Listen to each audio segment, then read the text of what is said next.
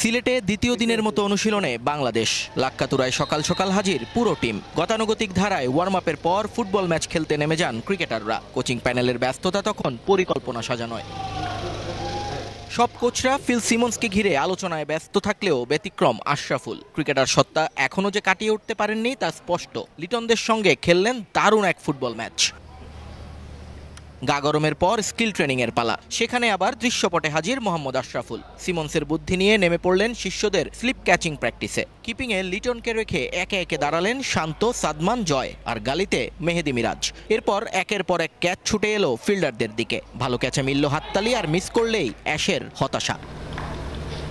মাঠের অন্য পাশে পেমেন্টকে সঙ্গে নিয়ে গ্রাউন্ড ফিল্ডিং করলেন বাকিরা। সালাউদ্দিন তখন ব্যস্ত নেট গোছাতে, আর পেসাররা এঁকে নিলেন নিজেদের বোলিং মার। লাক্কাতুরার গ্রিন টপের কথা মাথায় রেখেই হয়তো ঘাম ঝরালেন রানা, এবাদত, হাসান, খালেদরা। লাইন লেংথে সমস্যা হলেই ধরিয়ে দিচ্ছিলেন শন্টেই। স্পিনাররাও ছিলেন নিজেদের ছন্দে। মুস্তাককে নিয়ে হাত ঘুরিয়ে গেছেন হাসান মুরাদ, তাইজুল, মিরাজ ত্রয়ী।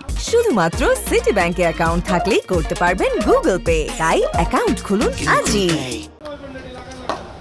নেটে তখন পার্টনারশিপ করে চলে ব্যাটিং। জয়ের সঙ্গে সাদমান আর শান্তর সঙ্গী মুমিনুল। মাঝে সালাউদ্দিন এসে দীর্ঘক্ষণ আলাপ করলেন আশরাফুলের সঙ্গে। পরে ডাক পড়ল জয় সাদমানের। দুই কোচের কাছ থেকে জেনে নিলেন সমস্যাগুলো। স্পিনারদের নেটে তখন চমক দিয়ে হাজির আইসিসির দুই আম্পায়ার। পজিশনে দাঁড়িয়ে নিজেদের কাজটারও অনুশীলন সেরে নিলেন তারা। মাঠের আরেক পাশে তখন চলছিল জাকেরের একাকী অনুশীলন। রানাইটের উপর বল ছুড়ে উইলোবাজি করেন এই উইকেট কিপার ব্যাটার। মাঝে দূর থেকে দেখে শিষ্যের কাছে এসে পরামর্শ দিয়ে যান সালাউদ্দিন। ব্যাট প্যাচ কাটানোর টোটকাই হয়তো পেলেন গুরুর কাছ থেকে।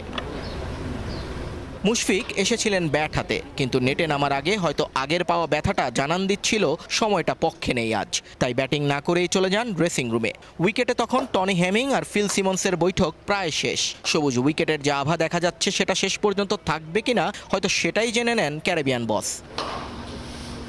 3 ঘন্টার প্রস্তুতি শেষে এরপর ফেরার পালা। ধীরে ধীরে সব গুছিয়ে টিম হোটেলের দিকে বাংলাদেশ দল। টাইগারদের প্রস্থানের পর মাঠে হাজির আয়ারল্যান্ড। সফরকারীরা অবশ্য পুরো দল নিয়ে আসেননি এদিন। হালকা ওয়ার্ম আপের পর টুকটাক ব্যাটিং বোলিং করেই ক্ষান্ত দেন দ্বিতীয় দিনের অনুশীলনে।